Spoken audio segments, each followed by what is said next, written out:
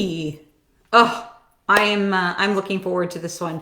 This topic is a love letter for all of my community members that identify as being empathetic, as highly sensitive, the ones that cry when they see commercials, the ones that sob when they see something sad happen, the ones that can't watch the news.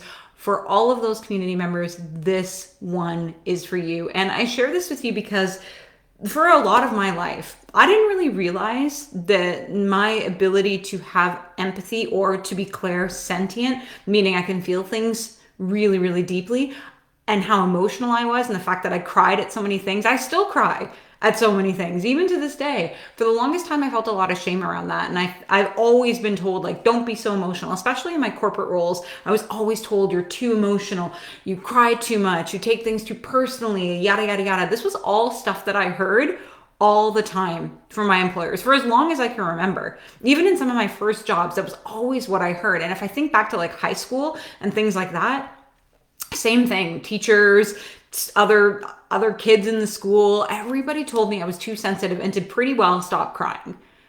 So forever, I always thought this was something that was really, really wrong with me. And of course, you add in here the conditioning from supposed to culture as well too, that made me feel like because I was sensitive, because I cried so much, I was fundamentally flawed. So that's why I thought this was a really important topic to discuss, because I don't want anyone having those same feelings that I did. And I know in a lot of my client work, so many of my clients come to me, and when I do kind of a questionnaire with you when you initially join on, just asking you some of your goals to give me some information so I could learn more about you. And I can't even tell you how many people say one of their goals is to be less emotional.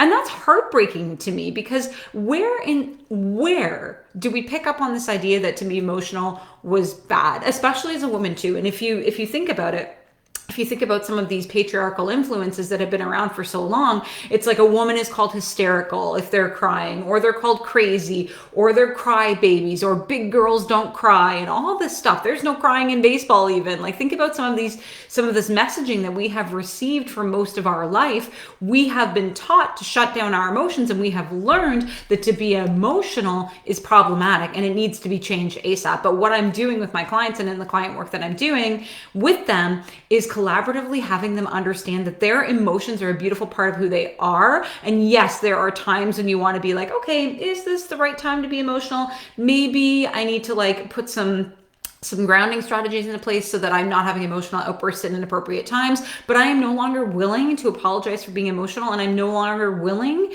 to say, hey, I'm sorry, I'm sensitive. Like, I'm not willing to say that anymore. So before we get into all of that, let's really understand empathy, because there's a lot of information about what it means to be empathetic. So I'm just going to share with you my definition, and then we can take it from there. To me, empathy means being able to put yourself in the shoes of other people, so much so that you feel it yourself. It's almost like, and for me, when I'm watching, even if I'm watching a cartoon, like a cartoon that isn't real, and I know it's not real, and my fiance will say to me, like, Denise, it's not real, it's just TV. I say to him, I said this to him the other day, but I experience it like it's real. I feel it in my body. Like, I want to cry now, even just thinking about it. Like, I feel it so deeply. It's like I'm experiencing it.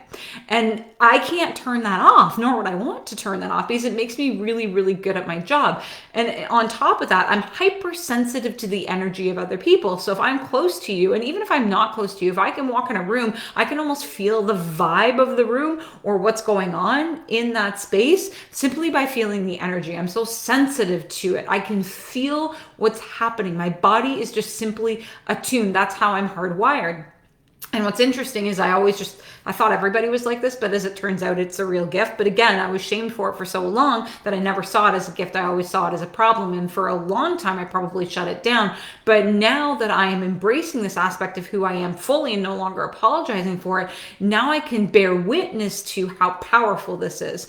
But there's something you have to understand about empathy as well, too. While yes, I now consider it a superpower, it probably didn't always start off as a superpower. A lot of times empathy and empathy in certain individuals is bred from traumatic experiences during childhood, because a lot of times when you're a child, if you live in a house that's unpredictable, or if you've suffered some sort of abuse at the hands of other people, it's like you adopted empathy as a means to survive because you needed to be able to read that room energetically. You were too young to maybe understand context or maybe understand what you were experiencing because you didn't yet have that knowledge and you hadn't learned about some of these adult concepts or what was going on. But it was up to you to feel into and unleash this empathetic side of yourself so you could understand when you had to protect yourself, right? So empathy then for a lot of people and for many of us, and I'm sure mine was probably born and bred out of traumatic experiences, and probably you feel the same way.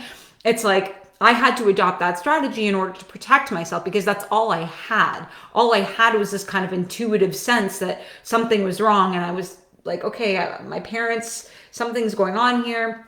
And, I better just like go and do something else or make myself scarce or whatever the case may be.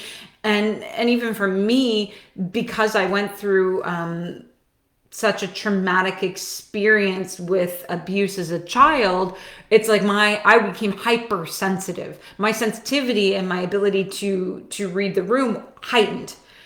Except when it came to my marriage. Apparently I just shut all of that off and I just ignored it. But sometimes we put blinders on. But understand that a lot of these empathetic abilities were developed out of trauma. And for a lot of people, for some people, I've seen this, like, I'm pissed off at my empathy. Why do I have to be empathetic? And we almost get mad at it because it's this byproduct of trauma. And it's like this triggering, this element that's triggering for us because we're like, I don't want to feel empathetic. I don't want this because I wouldn't be this way if I hadn't experienced so much negativity and chaos and toxicity in my childhood growing up. I wouldn't be I wouldn't be having to be this way now. And some people look at it and experience it as a curse almost, as opposed to a superpower because of how it was bred.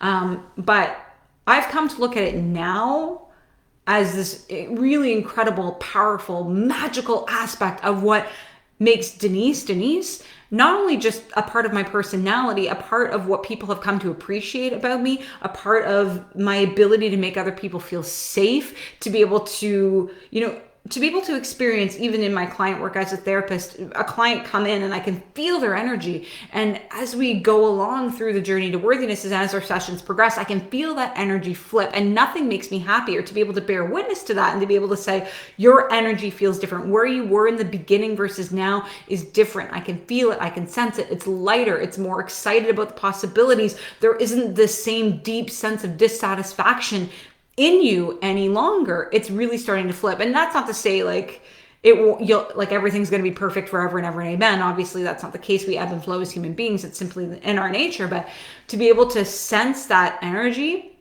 is really tremendous to me in my line of work. I can also sense when a client gets on a call if their energy is off, and I can kind of ask them, what's been happening? Is this something that you want to explore? Is this something that you want to process? Because your energy feels different. I can instantaneously feel it. So I've really come to look at this as something that's a real strength and imperative to the work that I'm doing. But again, I didn't always feel that way. I'm going to probably play with my hair a lot during this because I'm not used to having it down. So I'm just going to do that. Just warning you. Anyway, so that to me is what empathy is all about, and something I've come to really appreciate myself. Now, highly sensitive people are likely empathetic, and you will know you are highly sensitive because I think these two go hand in hand. At least for me, they do. For example, like, you need to just avoid the news at all costs. Like, there is no good that's going to come from watching the news. I know anytime I watch the news, because again, I'm so sensitive and I feel things so deeply, it's like I'm experiencing all of the pain in the world when I'm watching the news. And this can sometimes be problematic to people that aren't highly sensitive or empathetic might not understand, because they're like, you need to know what's going on in the world. I know I hear that from my partner all the time, but you can't just be ignorant. You need to know what's going on. I'm like, okay, I agree. I need to know what's going on, but I don't need to subject myself to a continuous stream of news media that's invested highly in fear mongering and making me feel scared, and actually ramping up that hypersensitivity and ramping up that hypervigilance and leaving me in a state of dysregulation in my body, meaning I am in fight, flight, or fight, flight, or freeze all the time, I can't expose myself to that. I have to limit the amount of time I expose myself to news media and mainstream media because I simply cannot handle it. It's too much, and it will put me into a spiral, and I will just be devastated for days, and I have to really keep a distance from that. But I do also rely on people around me to let me know if there's something major going on in the world. Okay, thank you. Other people will fill me in if there's something I need to know, but it doesn't mean that I need to consistently expose myself to the media all the time. So that's the first thing. If you find yourself crying at the drop of a hat, like if you see a beautiful video online and it just rips at your heartstrings, a happy video, a sad video, and you find yourself like tears running down your face, even if it's a cartoon like me, you are probably highly sensitive. And again, like I used to hide this aspect of myself all the time. I used to like try and like not like have people see me crying. Now I just say like when I'm watching, my fiance and I are watching something, I'll just turn to him because he knows I cry at everything at this point. I'll just say that's emotional. And that's like my sign to him that, hey, I'm crying over here. And I know if anyone's watching The Last of Us season 3, episode 3 hit me like a ton of bricks, and I probably sobbed through the whole episode to the point where I needed a tissue. Usually I can get by without a tissue, but it was just so painful, and I experienced it as if it was my own pain that I had to actually go and get a tissue. If you're highly sensitive as well too, you'll probably be really sensitive to feedback. If you're getting feedback from people, and this was always something that was problematic for me in the corporate world, because I had to get this constructive criticism, and I just felt so saddened by it, and I just weighed so heavily on my heart. And this is why corporate culture wasn't the best fit for me, because it was really difficult for me to receive that feedback. And I think people that know me know that they need to deliver things people that know me and love me know they have to deliver messages to me a little bit gently, and that's okay. The people that I want closest to me understand that about me, and same goes for you. If you have people in your circle that appreciate your hypersensitivity, they're going to be a little bit careful when it comes to you. And I'm okay with that. I want to be treated with kid gloves sometimes, because I know that that's going to help me get through whatever I'm trying to get through, So there's all kinds of ways that hypersensitivity can show up. You're probably sensitive to like noises and lights and crowds. Oh my God, crowds. Like I don't know what I was doing when I was younger, going to like bars and clubs. I don't know how I survived. I have no clue how I did it. But now, no thanks. If I'm around a crowd or a group of people, I need to go home and rest and recharge almost immediately. I'm very introverted, even though I have this big, bold personality and I can talk really fast and, I can express myself and use my hands and all that stuff. I'm a real introvert. And that's something else that a lot of highly sensitive people are probably somewhat introverted as well too. Or an ambivert, meaning you have like you like your alone time, but you also like to be social, and there are moments where you appreciate being social, but being around people can be draining. And that is another thing that is probably an element of your hypersensitivity. If being around people is draining, if you're highly empathetic as well too, because you feel everything so deeply and you feel the energy of other people, you need a break from that. You need to go home, you need to rest, you need to recharge, you need to engage in things that make you happy, your own self-care, things like that, right? But the biggest thing for you to understand is that there is nothing wrong with you. There's nothing fundamentally wrong with you. Being emotional and being sensitive is a gift. And I know sometimes it probably feels like a curse because you feel like you cry at inappropriate times, but those are the moments where, okay, I need to just rely on my breath. I need to take a minute and walk away. I need to go and give myself a break.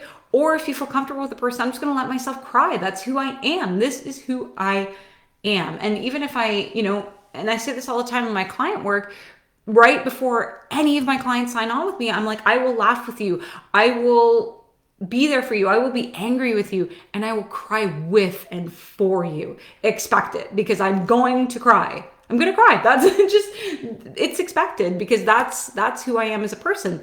And I think that's what a lot of my clients really appreciate about me, is this sense of emotion that I bring to the table. I'm not just this cold-hearted therapist that's like, No, I'm emotionally invested, which is why I have to be really mindful about having too many clients. Otherwise, I will have compassion fatigue really, really quickly. But all this to say, I want you to really start, especially if you're having a moment where you're really annoyed with being empathetic.